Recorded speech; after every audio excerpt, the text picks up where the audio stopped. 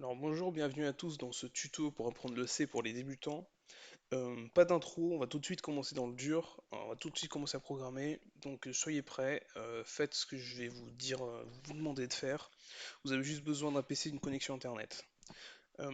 Donc, on va programmer sur ce site qui s'appelle repl.it. C'est un site qui permet de programmer en ligne.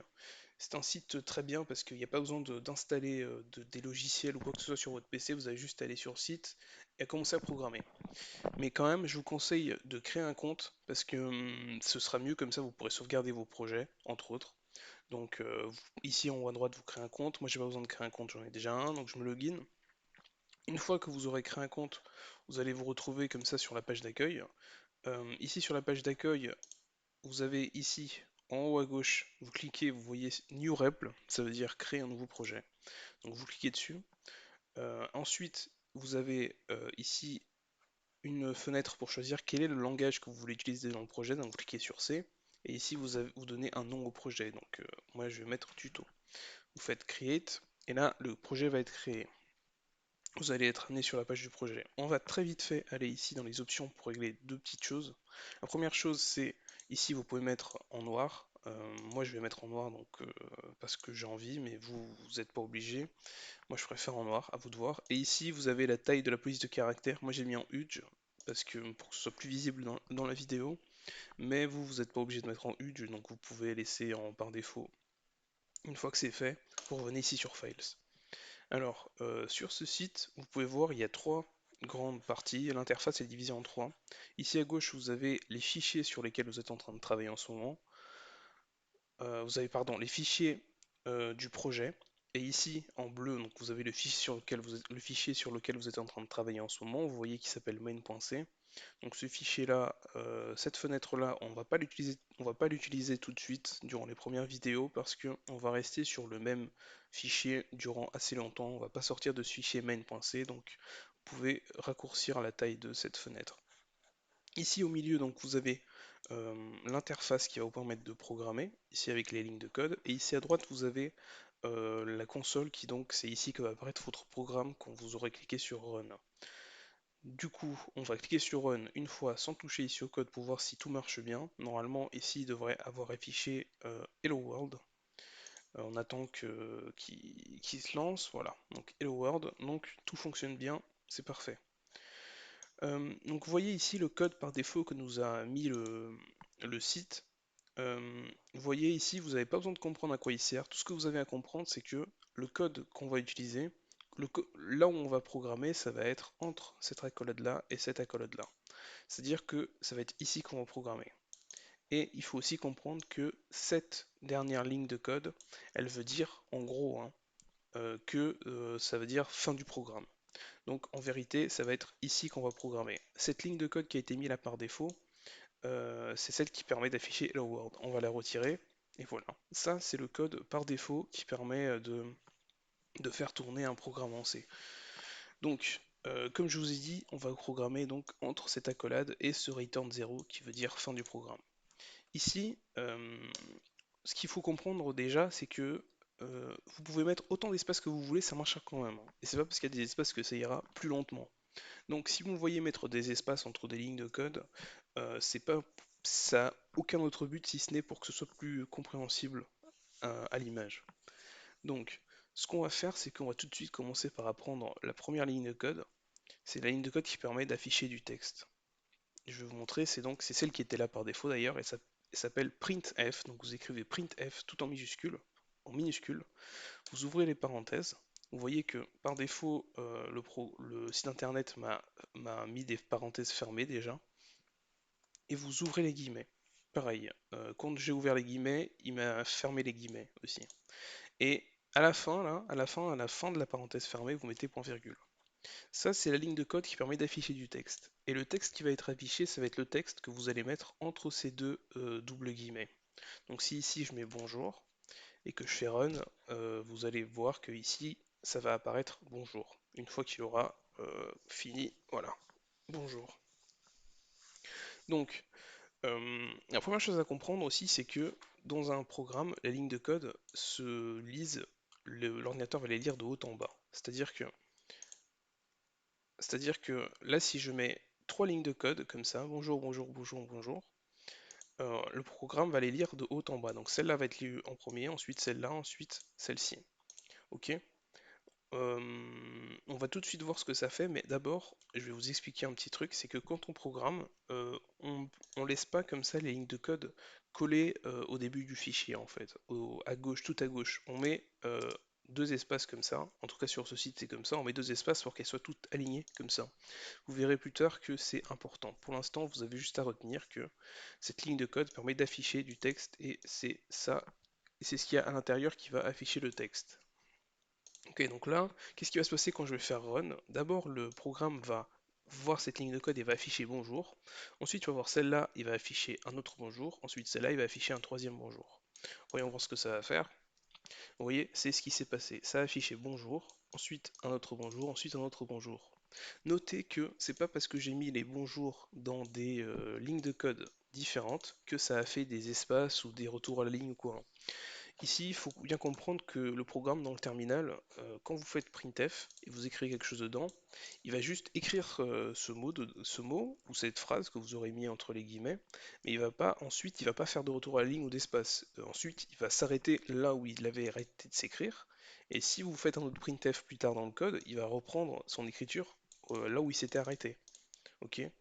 Donc, ce que je voulais vous montrer, c'est que là, euh, ici j'ai mis bonjour. Si je mets bonjour, est-ce que ça va? Si je fais run, vous voyez, ça a écrit ça, bonjour, est-ce que ça va? Et ensuite, ça a mis le bonjour, donc collé au point d'interrogation. Donc ça, c'est ce que je viens de vous expliquer.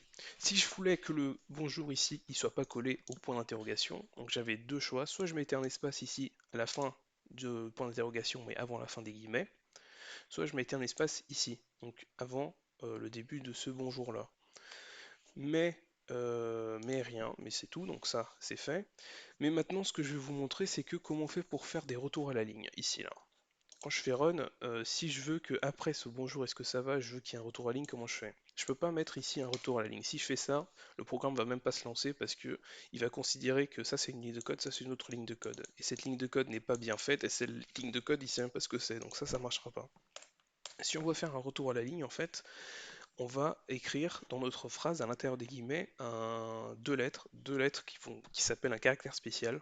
Donc ça sera anti-slash n. Pour faire un anti-slash, c'est sur la touche 8 et vous appuyez sur Alt gauche, donc Alt GR.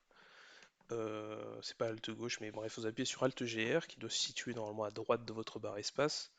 Et ensuite sur 8 et ça va faire l'anti-slash. Ensuite vous mettez un N. Ça, qu'est-ce que ça veut dire ce caractère? En fait, quand le programme va afficher cette phrase, il va afficher tout ça jusqu'ici, et ça il va pas afficher anti-slash N. Il va en fait voir que c'est anti-slash N et il va faire un retour à la ligne.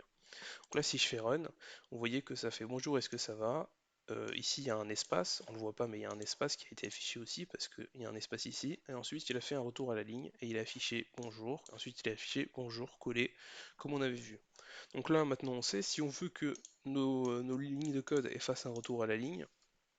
Après avoir écrit quelque chose, il faut mettre anti-n à la fin. Donc là, on va mettre anti-n dans les deux là aussi. Si on fait run, là, on va avoir ici le truc en beaucoup plus propre. Ok? Ça, il faut que vous l'ayez compris. Aussi, une chose que je vous fais remarquer, c'est que ici j'ai mis un anti-slash n alors qu'il n'y a pas de texte après. Pourquoi j'ai mis anti-slash n? Pour qu'il fasse retour à la ligne. Regardez, si je mets pas ça, si je mets pas de retour à la ligne, vous voyez que ici on a cette petite flèche, ouais, cette petite flèche rouge qui va être collée au bonjour. Cette petite flèche rouge, ça veut dire en gros que le programme a fini de s'exécuter. Donc ce qu'il faut comprendre, c'est que ils vont mettre ici un anti-slash n aussi pour que cette petite flèche qui indique que le programme a fini de s'exécuter soit après et soit pas collé. Voilà, donc là maintenant on sait utiliser le printf, ça s'appelle une fonction, vous n'allez pas le retenir mais ça s'appelle une fonction, et donc c'est une fonction qui permet d'afficher du texte à l'écran. Donc voilà, ça c'est fait. On va le supprimer, on utilisera ça plus tard. Là on va voir une autre notion qui s'appelle les variables. Alors les variables, c'est assez simple en fait. Ce sont des boîtes qui vont être créées dans la mémoire de l'ordinateur. Alors, ce sont des boîtes qui peuvent contenir un nombre, ou une lettre, ou autre chose. On verra qu'est-ce que c'est que ce autre chose plus tard. Mais chaque boîte, ce qu'il faut comprendre, c'est que chaque boîte a un type. Et donc, en fonction de son type, elle pourra contenir soit une lettre, soit un nombre, soit autre chose, comme je dis. Mais une boîte faite pour recevoir une lettre ne peut pas recevoir un nombre, et inversement. Voilà, ça c'est la théorie. Maintenant, dans la pratique, comment on fait? En fait, dans la pratique, d'abord, pour utiliser ces boîtes, il va falloir les créer. Là, ce qu'on va faire, c'est qu'on va donc créer une boîte qui peut contenir un nombre. Pour créer une boîte, ce qu'on fait, c'est qu'en premier, on écrit le type de la boîte. Le type de boîte qui permet de construire qui permet de mettre un nombre à l'intérieur, excusez-moi, c'est pas de construire, mais le type de boîte qui permet de mettre un nombre à l'intérieur, qui permet de contenir un nombre, s'appelle int.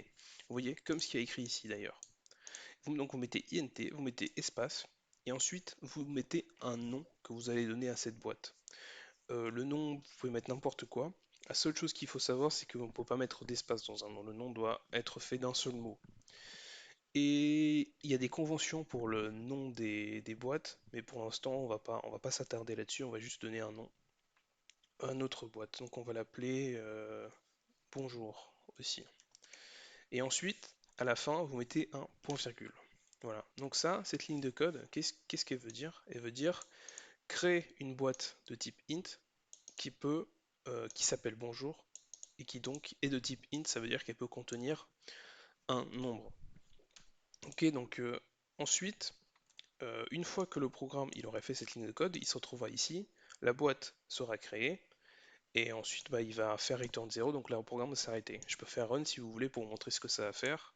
Vous voyez, en fait ça n'a rien fait, c'est parce qu'on n'a rien affiché. Mais par contre, quand le programme s'est exécuté, à l'intérieur du PC, il y a eu une boîte qui a été créée, et voilà. Et après la fin, le programme s'est terminé, donc la boîte a été détruite. Mais maintenant, ce qu'on va faire, c'est qu'on va voir comment est-ce qu'on met. Donc, je vous avais dit qu'on peut mettre un nombre à l'intérieur. On va voir comment est-ce qu'on fait pour mettre un nombre à l'intérieur. Pour mettre un nombre dans une boîte, on commence par écrire le nom de la boîte. Ensuite, on met égal. Ensuite, on met le nombre que l'on veut mettre à l'intérieur. Donc 5 par exemple. Et ensuite, à la fin, point virgule encore. Ça, c'est quelque chose que vous allez voir, que vous allez comprendre. C'est que à la fin de toutes les lignes de code, quasiment, il y a un point virgule. Bref, donc cette ligne de code veut dire mets le nombre 5 à l'intérieur de la boîte qui s'appelle bonjour. Ok? Ici, entre le égal là, normalement on met des espaces comme ça pour que ce soit plus joli, mais c'est pas obligatoire. Juste ça marche aussi comme ça, mais normalement on met des espaces. Parce que quand même c'est pas que c'est plus joli, mais c'est plus visible. On comprend mieux ce qui se passe, on comprend mieux la ligne de code. Ok, donc créer une boîte donc le programme, quand il va s'exécuter, quand je vais faire run, ce qui va se passer, c'est que premièrement, il va faire cette ligne de code. Donc premièrement, il va créer une boîte qui s'appelle bonjour, qui est de type int. Ensuite, il va mettre le nombre 5 à l'intérieur de cette boîte. Ok? Ça, j'espère que c'est compris. Un truc qu'on peut pas faire, que je vais vous montrer, c'est on peut pas faire ça. Vous voyez? Ça, c'est interdit. Pourquoi? Parce que le programme, il va commencer par essayer de mettre le nombre 5 à l'intérieur d'une boîte qui s'appelle bonjour, mais cette boîte, elle n'existe pas. Parce que elle est seulement créée ensuite. Donc, si on fait ça, bah, on peut même pas faire ça en fait. Vous voyez, il dit erreur, exit statut. Ça, on peut pas le faire. Parce que vous comprenez, c'est assez logique. On peut pas mettre un nombre à l'intérieur d'une boîte qui n'existe pas. Donc là, je vais faire CTRL Z pour revenir en arrière dans ce que j'étais en train de faire. Voilà. Euh, une autre chose que je voulais voir avec vous et qui est important pour la suite, c'est que ici là, euh, si j'avais enlevé ça, quand il y a juste ces lignes de code là, dans la boîte en fait, ce qu'il faut comprendre, c'est qu'elle ne va pas être vide en fait.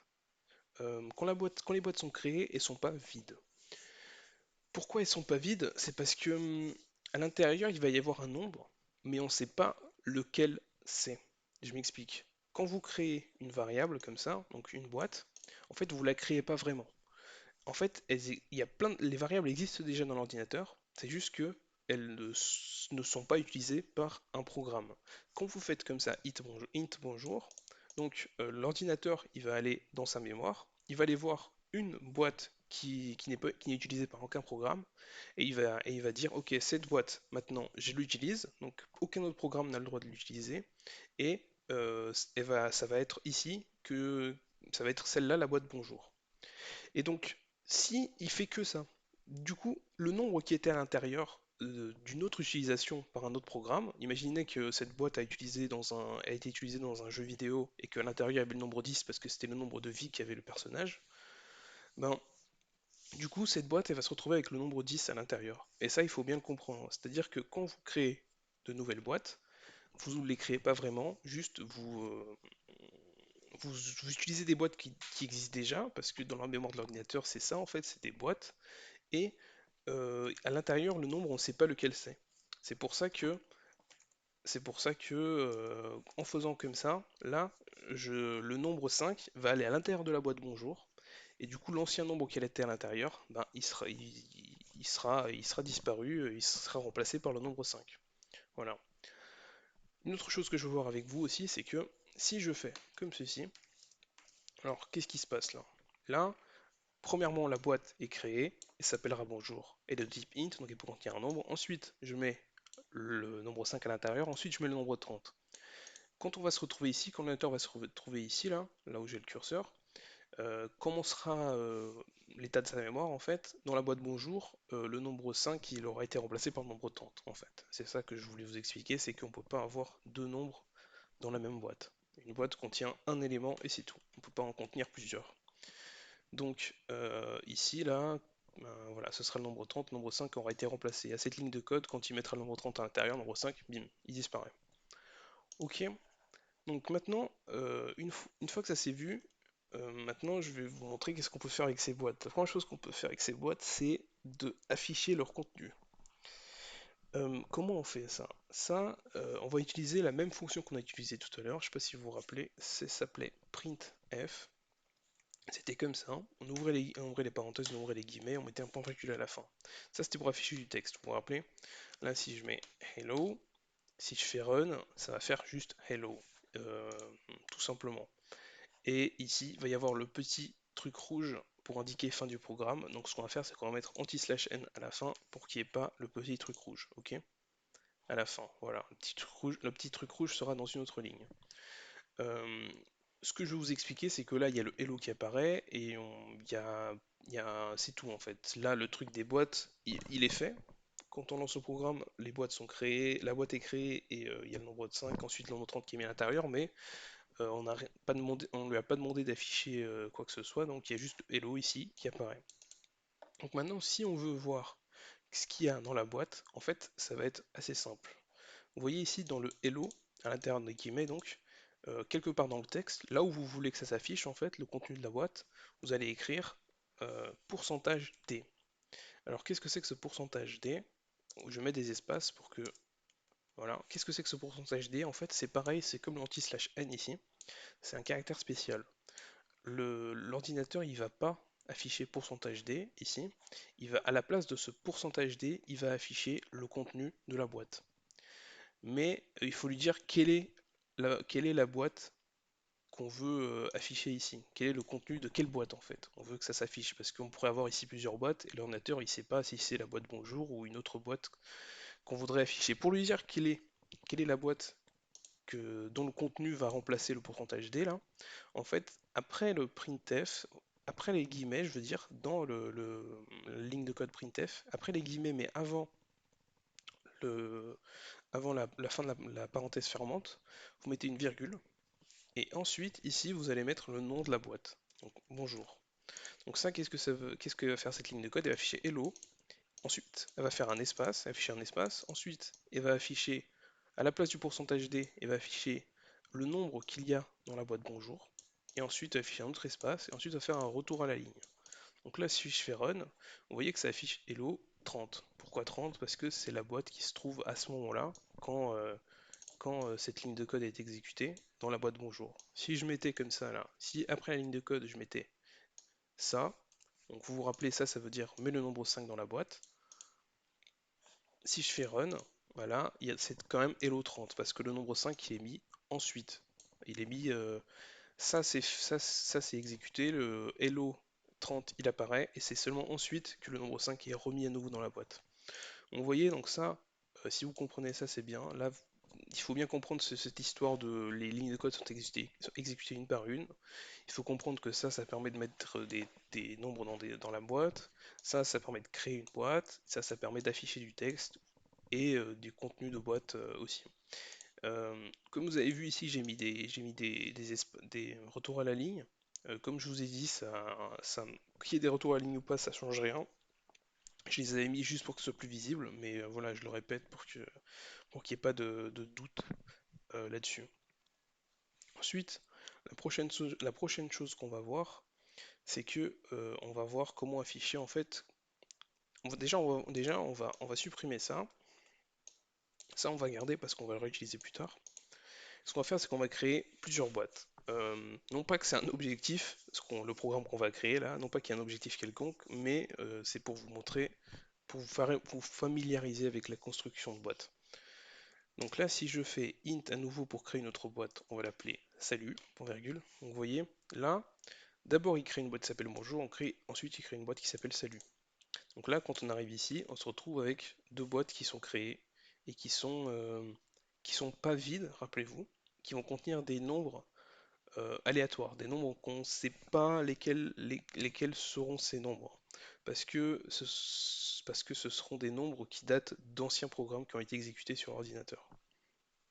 Bref, donc là si je fais salut égale 3, point virgule, bonjour égale 5, point virgule, là vous comprenez, ça va mettre le nombre 3 dans la boîte salut, ensuite le nombre 5 dans la boîte bonjour. Ok? Jusqu'à là c'est clair. Un petit détail aussi que je voulais voir avec vous, c'est que ici là, la boîte qui s'appelle salut, on peut pas l'appeler bonjour.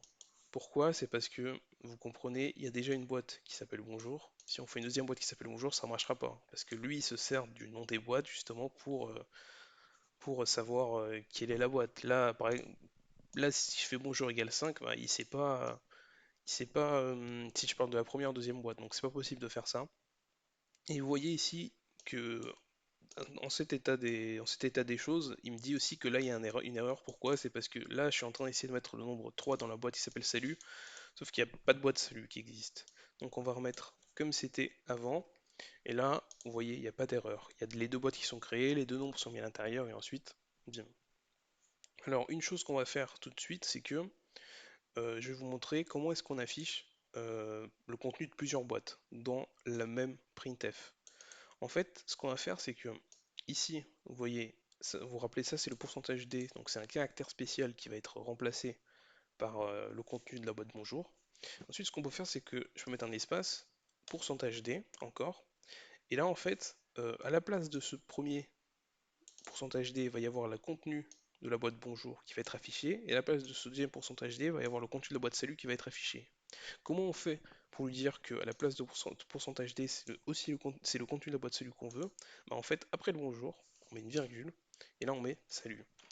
Et vous voyez là, ce qui va se passer, c'est qu'à la place de ce premier pourcentage D, il va y avoir celui-là qui va être le contenu de la boîte bonjour qui va être affiché, et à la place de celui-là, ça va être le contenu de la boîte salut.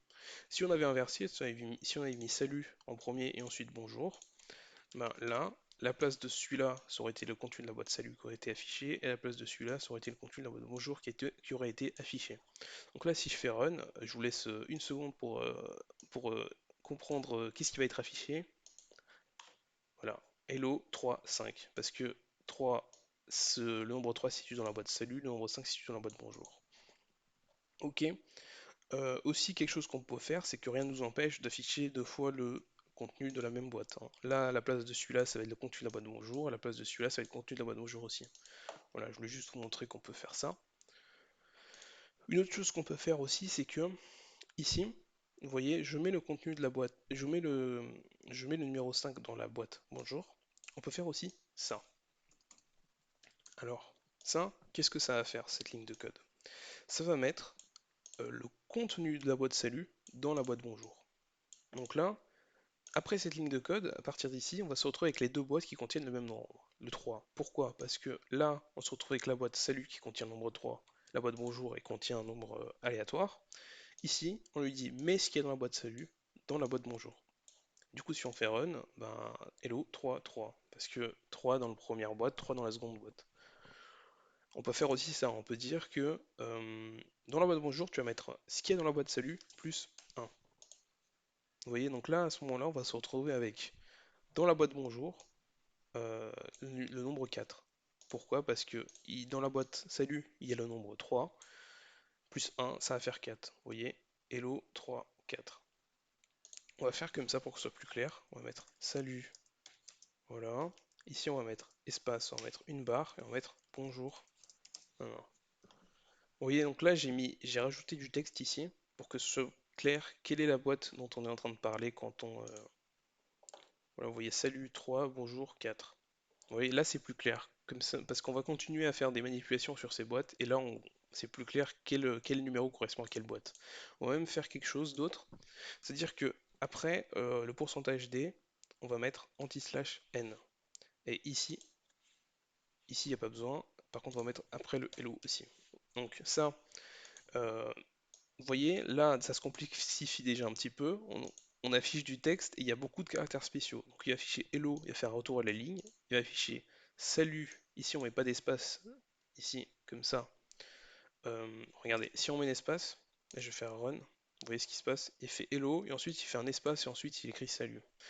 Moi, ce que je veux, c'est qu'il n'y ait pas d'espace ici. Donc, on va coller tout ça au anti-slash n. C'est pas grave, ça va quand même faire un retour à la ligne. Ça peut être collé à des mots, il n'y a pas de souci.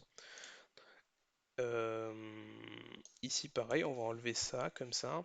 Voilà. Donc là, ça va faire hello, retour à la ligne, salut, espace 2 points, espace, pourcentage D qui va être remplacé par ce qu'il y a dans la boîte salut.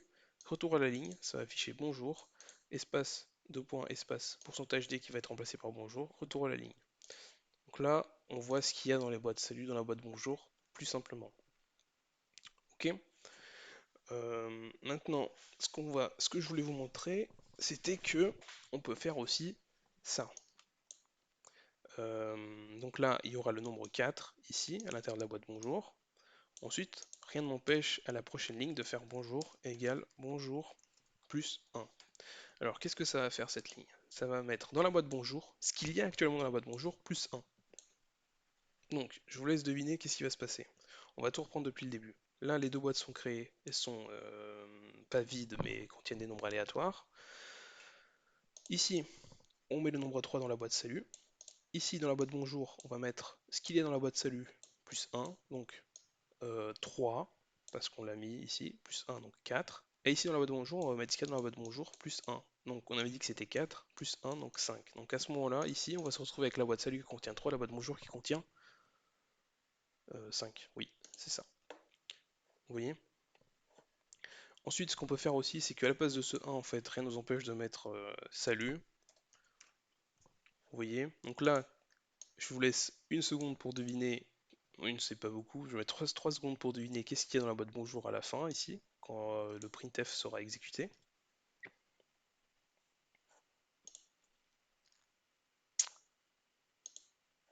Euh, Voilà, c'était pas exécuté encore. 7. Pourquoi le nombre 7? Parce que on commence par mettre le nombre 3 dans salut. Ensuite, dans bonjour, on va mettre le nombre 4, parce que ce qu'il y a dans la boîte 3, c'est. Ce qu'il y a dans la boîte salut, c'est 3 plus 1, ça fait 4.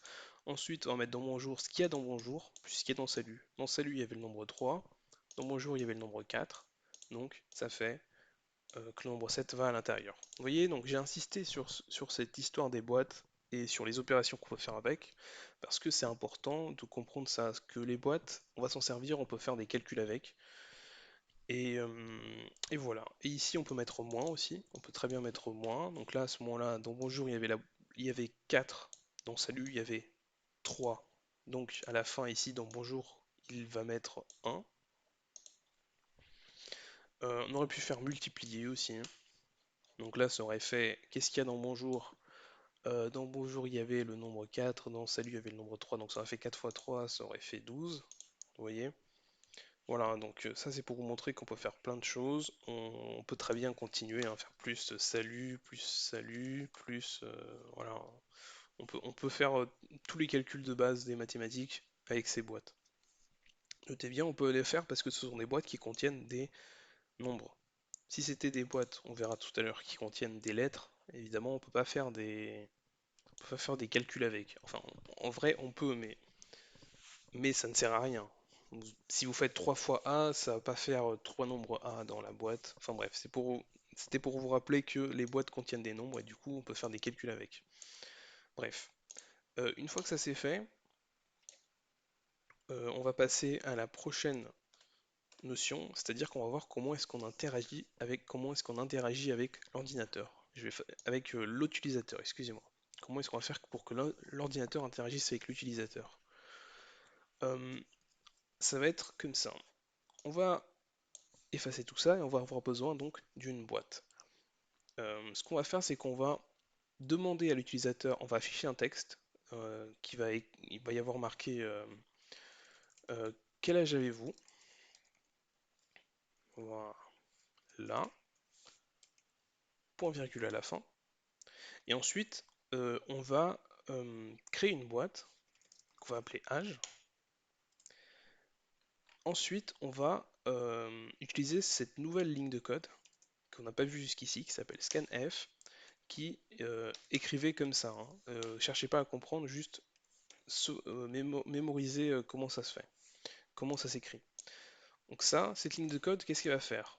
Elle va mettre le programme en pause. Quand le programme il va arrêter, il va arriver ici, il va se mettre en pause. Il va attendre que l'utilisateur appuie sur Entrée. Et le nombre que il va attendre que l'utilisateur écrive un nombre, excusez-moi, et appuie sur Entrée. Et le nombre que l'utilisateur aura écrit va aller dans la boîte qui s'appelle âge. Pourquoi la boîte qui s'appelle âge? Parce que c'est là, c'est le nom qu'on a mis ici. Ok? Donc vous voyez, ça ressemble un petit peu au printf quand on affiche des lettres, quand on affiche des contenus de boîte. La petite différence, c'est qu'il y a ce petit symbole ici. Voilà, donc plus tard on verra à quoi sert ce petit symbole ici, hein. C'est pas mis là au hasard, mais on est encore loin d'explication pourquoi il y a ce petit symbole. Bref, donc là, ce qu'on va faire, c'est que je vais faire run. Vous voyez là, il dit quel âge avez-vous et le programme est en pause. Là, je vais mettre 10 et je fais entrer. Et là, vous voyez, le programme s'est terminé, mais quand il était ici en pause, en fait, le programme se situait ici, à cette ligne de code. Quand j'ai écrit 10, il y a le nombre 10 qui allait se mettre à l'intérieur de la boîte âge. Et ensuite, bah, le cours de l'exécution du programme a repris et on s'est retrouvé ici à return 0, donc ça veut dire fin du programme. Donc maintenant, ce qu'on va faire, c'est que on va afficher le contenu de cette boîte. Votre âge et pourcentage %d anti/n pour faire un retour à la ligne. Et ensuite ici, virgule, âge. Donc là, vous voyez ce que ça va faire, c'est que ça va demander quel âge avez-vous, ça va créer une boîte qui s'appelle âge, qui peut contenir un nombre, ça va mettre en pause en attendant que l'utilisateur écrive un numéro et fasse entrer, et ensuite ça va afficher votre âge et pourcentage %d, donc à la place du pourcentage %d, ça va mettre ce qu'il y a dans la boîte âge, donc ce que l'utilisateur aura écrit, et ça va faire un retour à la ligne. Quel âge avez-vous? 10, votre âge est 10. Voilà.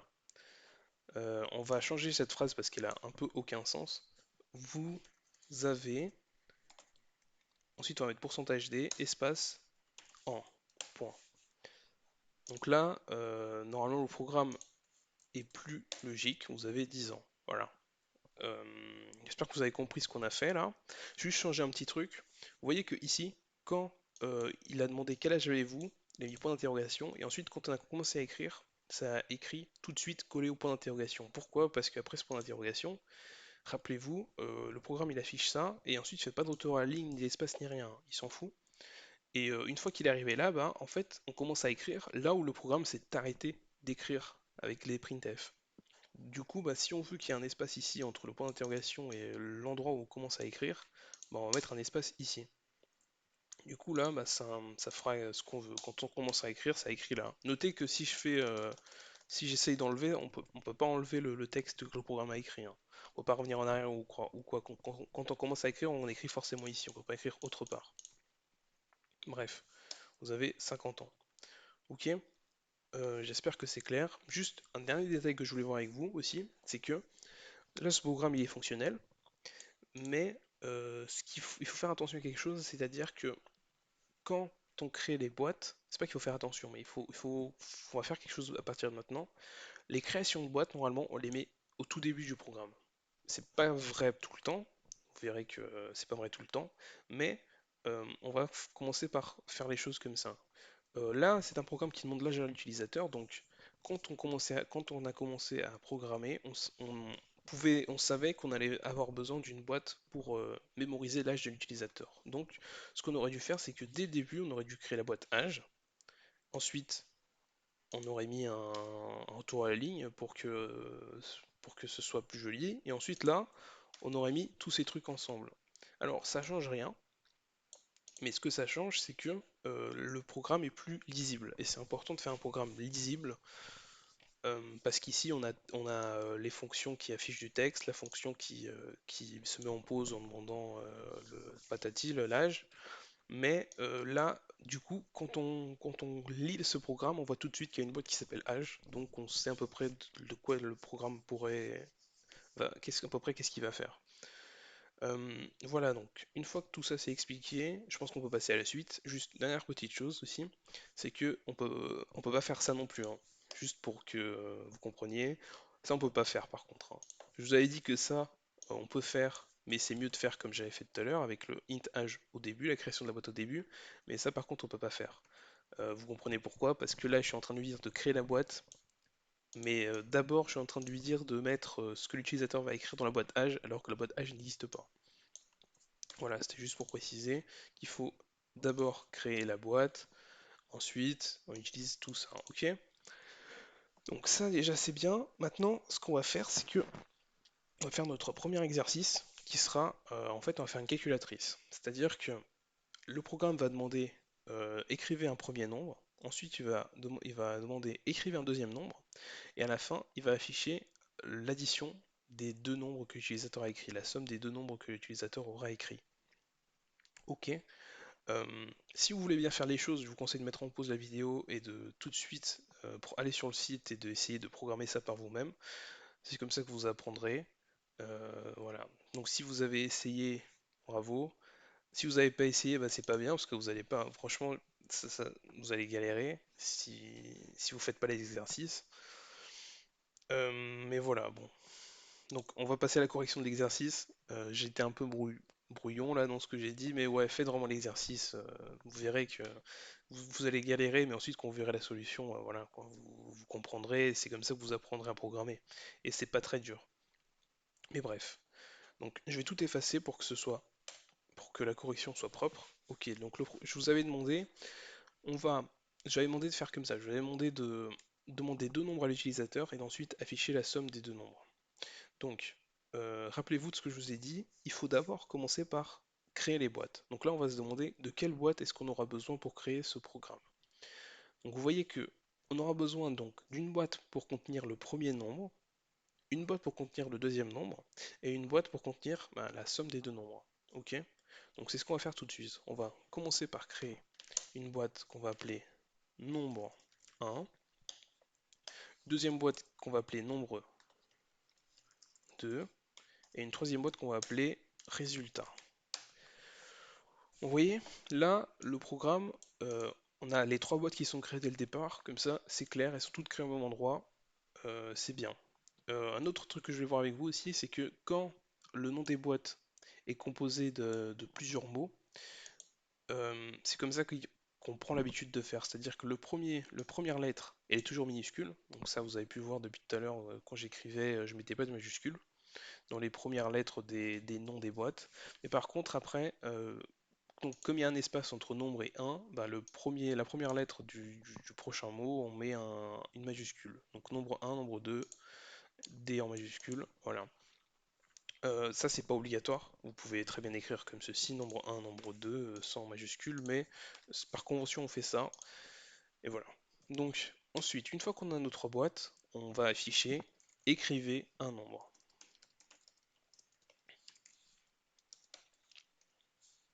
Ensuite, on va utiliser la fonction qu'on a vue tout à l'heure, vous vous rappelez, qui s'appelait scanf, qui permettait de mettre le programme en pause et attendre que l'utilisateur écrive quelque chose et mettre ce quelque chose dans la boîte. Donc, scanf, c'était comme ceci. Je vous avais dit qu'il fallait retenir ça par cœur, qu'il fallait pas chercher à comprendre pourquoi c'était comme ça, mais pour l'instant, juste retenez ça par cœur. Ensuite, le petit et ensuite nombre 1. Ensuite, point virgule. Voilà, donc là, à ce moment-là du programme, on aura déjà le premier nombre qui dans le nombre 1. Ensuite, je vais copier tout ça et on va faire pareil pour le deuxième nombre. Écrivez 1, on va juste remplacer, ici on va mettre écrivez un autre nombre, et ici, donc, il faut mettre le nom de la deuxième boîte, nombre 2. Donc à ce moment-là du programme, on aura le nombre 1 dans le nombre 1, le nombre 2 dans la boîte nombre 2. Ok?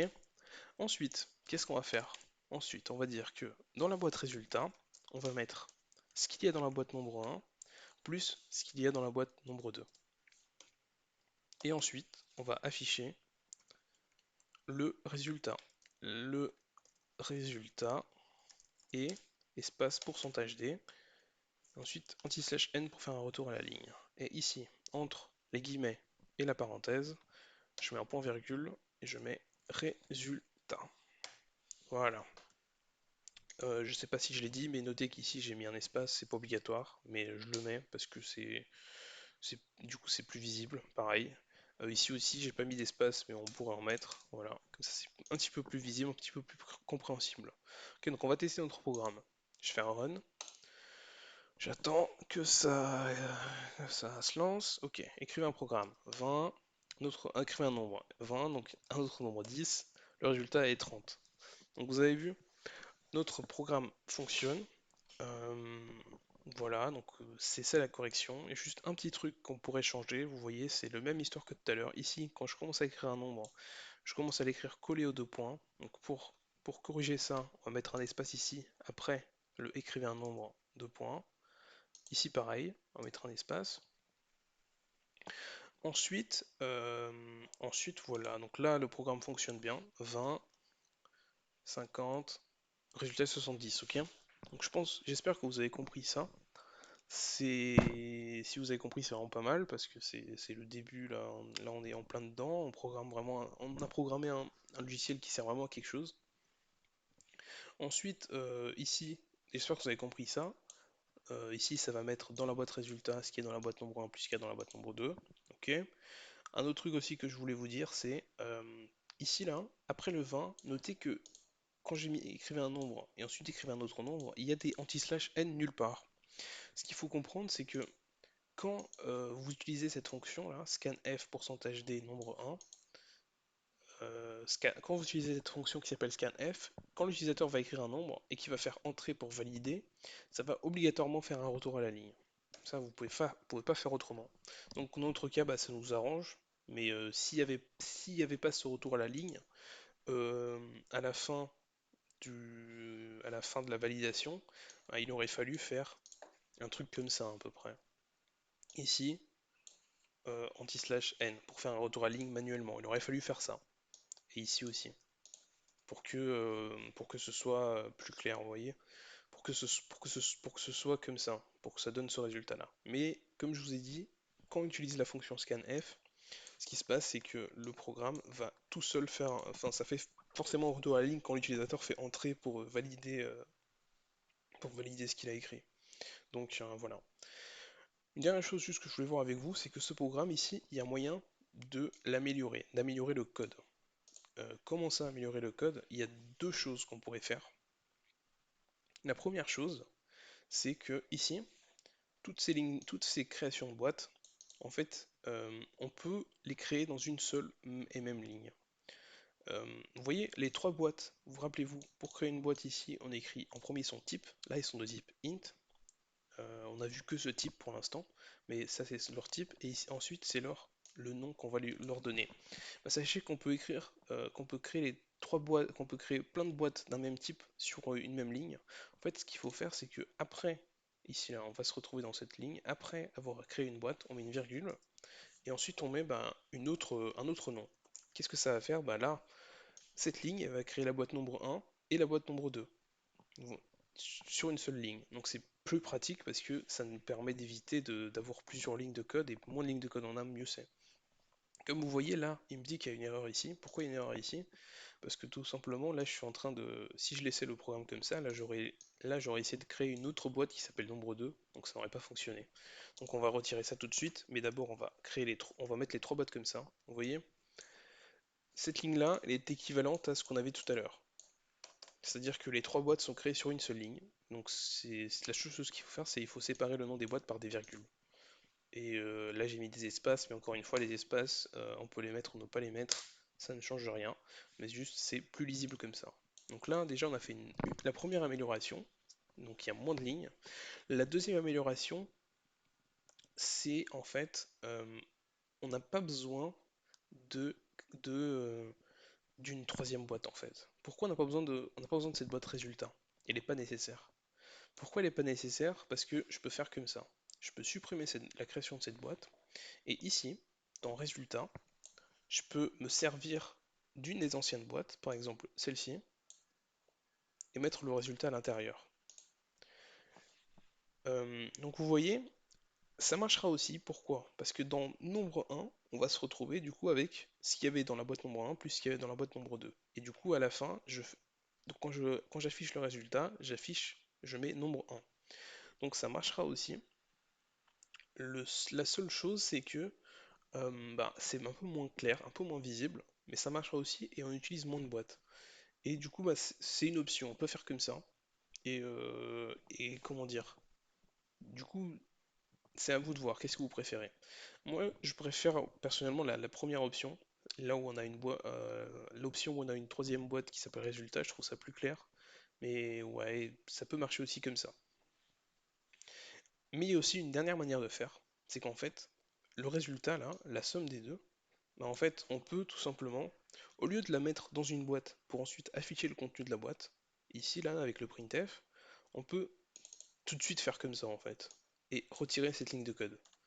Là, le résultat est pourcentage D, à la place du pourcentage D, il va mettre nombre 1 plus nombre 2. Il va faire le calcul ici. On n'est pas obligé de le mettre dans une boîte pour ensuite l'afficher. Rappelez-vous ici, ici on a voilà, c'est tout. Rappelez-vous rien. Juste voilà, ça marche comme ça. Là, on va juste changer le programme pour que vous voyez un petit détail que je tiens à ce que vous voyez. On va afficher comme ça. À la fin, au lieu d'écrire le résultat est 60, on va écrire 50 plus 10 égale 60. On va écrire les deux premiers nombres. Le premier nombre plus le deuxième nombre égale la somme. C'est pour que vous compreniez bien l'utilisation de la fonction printf. Je vais, je vais écrire et je vais écrire le code et ensuite vous verrez le résultat. Ensuite, je vais vous expliquer le résultat. Je vais vous expliquer le code, excusez-moi. Nombre de. Voilà, donc là, je vais agrandir pour qu'il y ait la place. Donc là, vous voyez, là, cette dernière ligne que j'ai changée, qu'est-ce que ça va faire? J'ai mis 3 pourcentage D. Du coup, à la place du premier pourcentage D, il va mettre ce qu'il y a dans la boîte nombre 1. À la place du deuxième pourcentage D, il va mettre ce qu'il y a dans la boîte nombre 2. À la place du troisième pourcentage D, il va mettre le résultat de ce qu'il y a dans la boîte nombre 1 plus ce qu'il y a dans la boîte nombre 2. Donc vous voyez là, normalement, donc là, je vais faire 50, ici 90. Vous voyez, 50 plus 90 égale 140. Voilà. Donc là, c'est pour que vous compreniez bien l'utilisation des pourcentages D dans le printf. Ok? Donc vous voyez qu'on a quand même amélioré le code par rapport à ce qu'il était au début. Au début, on avait ici trois lignes, ici une ligne, on a tout ici une ligne, on a enlevé ces lignes inutiles. Donc vous voyez, on a moins de code, c'est plus joli, voilà. Et encore une fois, si vous voulez, si vous vous en battez les steaks, vous pouvez très bien faire comme ça, hein. Mettre tout le code sans aucun, euh, sans aucun retour à la ligne, sans rien, ça marche aussi. Mais là, c'est moins lisible, mais ça marche aussi. Mais vous verrez que plus tard, quand on aura des codes qui feront beaucoup de lignes, si vous ne mettez pas des retours à la ligne quand il faut pour séparer les lignes de code, vous, vous aurez beaucoup de mal. Donc c'est pour ça que je mets un, un retour à la ligne ici pour séparer la création des boîtes du reste du code. Ensuite, je mets un retour à la ligne ici parce que ces deux lignes-là de code elles vont ensemble, étant donné qu'on écrit un nombre et qu'on dit écrivez un nombre et ensuite on utilise la fonction qui permet de récupérer ce que l'utilisateur a écrit. Ça c'est un peu lié, donc je les ai ensemble. Pareil pour celle-là, et je sépare le return 0 qui veut dire fin du programme, du reste du programme. Donc ok, donc je pense avoir tout expliqué là sur ce premier exercice. Si vous avez compris la résolution, c'est vraiment pas mal. Euh, je pense qu'on va s'arrêter ici pour cette vidéo. Voilà. Si vous avez aimé, n'hésitez pas à vous abonner, mettre un pouce, tout ça. Et si vous avez des questions en commentaire, je répondrai à tout le monde, étant donné que j'ai 20 abonnés et que bah, c'est plutôt simple à gérer 20 abonnés pour l'instant. Ok, donc à bientôt, portez-vous bien.